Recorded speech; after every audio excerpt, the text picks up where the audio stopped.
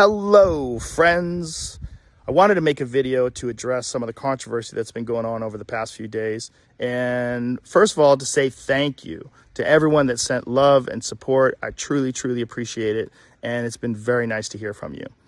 I wanted to make this video, first of all, because I think there's a lot of people that have a distorted perception of what I do, maybe based on sound bites or based on headlines of articles that are disparaging. The podcast has been accused of spreading dangerous misinformation, specifically about two episodes, a little bit about some other ones, but specifically about two. One with Dr. Peter McCullough and one with Dr. Robert Malone. Dr. Peter McCullough is a cardiologist, and he is the most published physician in his field in history. Dr. Robert Malone owns 9 patents on the creation of mRNA vaccine technology and is at least partially responsible for the creation of the technology that led to mRNA vaccines.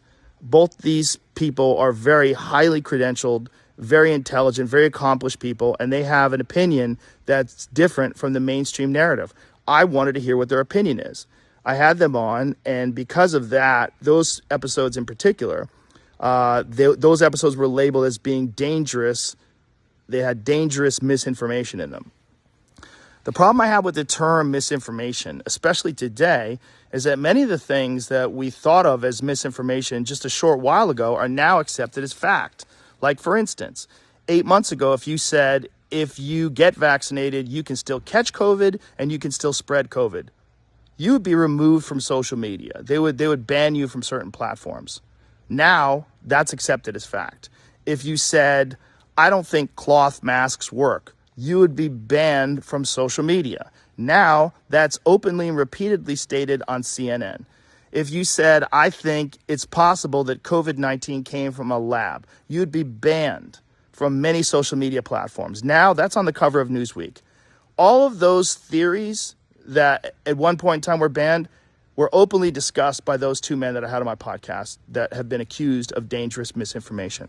I do not know if they're right. I don't know, because I'm not a doctor, I'm not a scientist. I'm just a person who sits down and talks to people and has conversations with them. Do I get things wrong? Absolutely, I get things wrong, but I try to correct them. Whenever I get something wrong, I try to correct it because I'm interested in telling the truth. I'm interested in finding out what the truth is. And I'm interested in having interesting conversations with people that have differing opinions. I'm not interested in only talking to people that have one perspective. That's one of the reasons why I had Sanjay Gupta on, Dr. Sanjay Gupta, who I respect very much, and I really enjoyed our conversation together. He has a different opinion than those men do. I had Dr. Michael Osterholm on at the very beginning of the pandemic.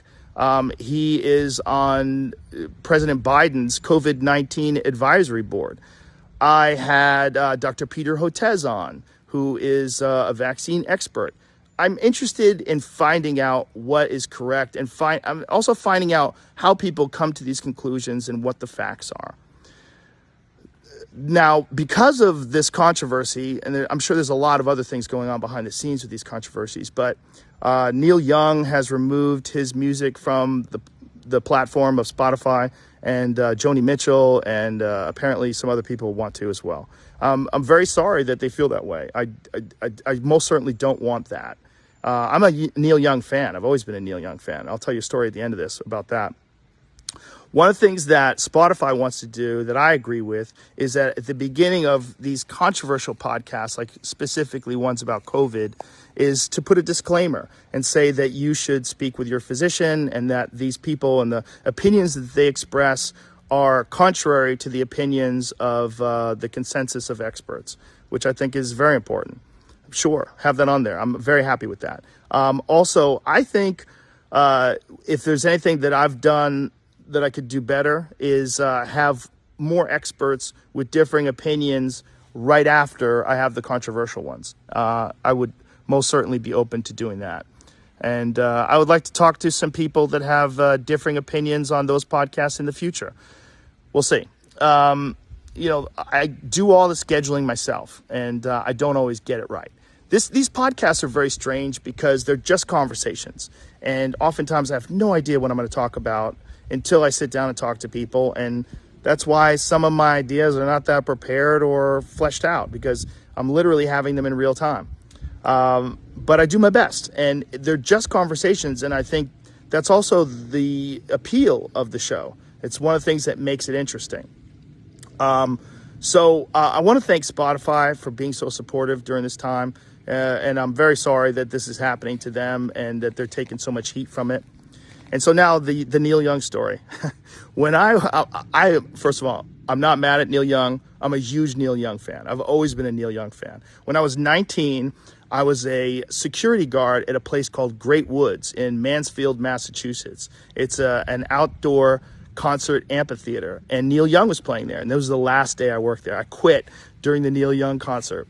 The job was kind of crazy because there was a lot of times it was fights broke out and stuff, and I think I probably got like $15 an hour, and I was not about to get beat up for $15 an hour. So I would bring a hoodie with me whenever I worked. So in case the shit hit the fan and it got too crazy, I would just put my hoodie on and leave and cover my security outfit, my security shirt.